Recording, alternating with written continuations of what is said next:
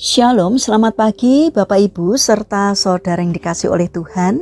Kiranya berkat, damai sejahtera dan sukacita dari Tuhan Yesus Kristus senantiasa menyertai kita sekalian. Sebelum kita mendengarkan firman Tuhan dan renungan, marilah kita berdoa. Tuhan Allah Bapa yang Maha Baik, kami sungguh bersyukur atas kebaikan dan kemurahan-Mu, karena Engkau Tuhan yang selalu melindungi, menolong dan menopang kami. Terima kasih atas setiap kemurahan-Mu ya Tuhan. Jika saat ini kami akan mendengarkan firman-Mu, urapilah kami dengan Roh Kudus-Mu, agar kami dapat mengerti dan memahami apa yang Tuhan sampaikan kepada kami.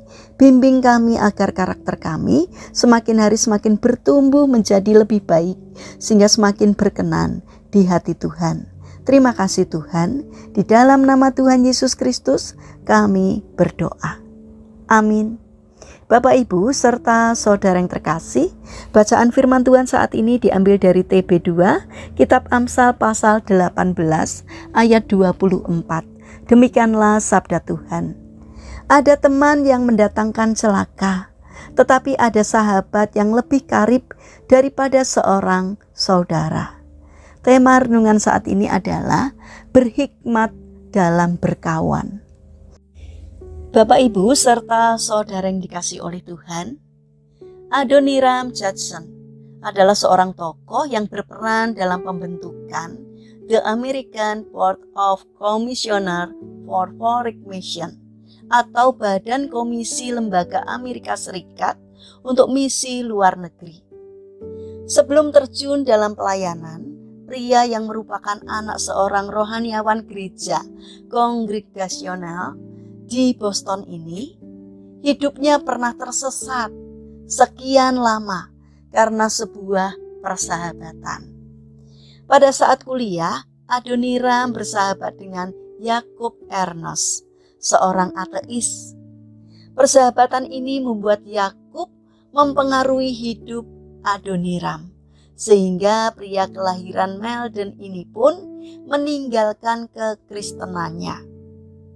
Sampai suatu malam dalam perjalanan mencari bahan cerita sandiwara, sebab ia bekerja sebagai penulis naskah sandiwara di New York, Adoniram menemukan sebuah penginapan untuk melepas lelah. Kala itu ia kurang beruntung, sebab kamar yang tersisa berdampingan dengan kamar yang dihuni oleh seorang pemuda yang sedang sakit parah dan sekarat.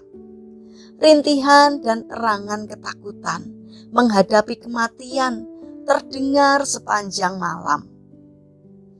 Terlintaslah dalam pikirannya, apakah pendapat sahabatnya tentang ketakutan, kesakitan, dan kematian. Esok harinya saat menanyakan keadaan pemuda yang sakit di kamar sebelah, ia terkejut mendengar penjelasan pemilik penginapan. Dia sudah meninggal. Ia masih sangat muda, kira-kira seusia Anda. Ia kuliah di Brown University. Namanya Yakub Ernest. Seperti mendapat tamparan keras, Adoniram sangat terpukul. Itu adalah sahabat ateisnya. Ia pun tak tertarik lagi dengan karir teaternya dan segera memutuskan pulang ke rumahnya. Sejak saat itu Adoniram bertobat dan melayani pekerjaan Tuhan sampai akhir hayatnya.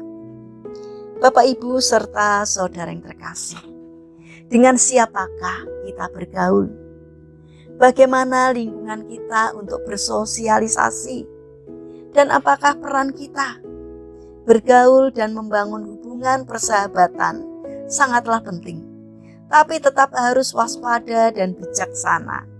Jangan sampai kita yang terkamiri oleh lingkungan atau pergaulan yang menyesatkan. Ingat, tugas orang percaya menjadi terang dan garam dimanapun kita berada. Mari kita bangun karakter untuk taat dan setia mengiring Yesus, agar apapun yang memberikan pengaruh kepada kita, kita tetap kokoh berdiri tegak dalam iman.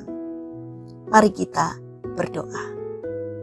Tuhan Allah Bapa yang Maha Baik, tuntun dan berikan kami hikmat-Mu ya Tuhan, agar dengan siapapun dan dimanapun kami berada, kami menjadi sahabat yang memberi dampak positif bagi sesama kami.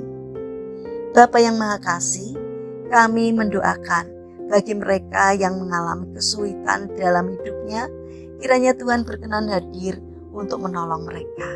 Bagi mereka yang terbaring sakit, kiranya Tuhan memberkati setiap upaya yang mereka lakukan. Kiranya Tuhan berkenan untuk menyembuhkannya. Bapa yang Maha Kasih, kami ingin menyerahkan seluruh aktivitas kami hari ini ke dalam tangan Tuhan. Berikanlah ketekunan dan semangat kepada kami dalam menjalankan karya kami hari ini. Kami memohon kiranya Tuhan yang memberkati. Terima kasih Tuhan. Kami percaya bahwa Tuhan akan menolong dan memberkati kami. Kami alaskan doa sembahyang kami hanya di dalam nama Tuhan Yesus Kristus. Amin. Puji Tuhan Bapak Ibu serta saudara yang terkasih. Selamat berakhir pekan dengan orang-orang terkasih. Kiranya firman Tuhan dan renungan hari ini dapat menjadi berkat bagi kita semua. Haleluya.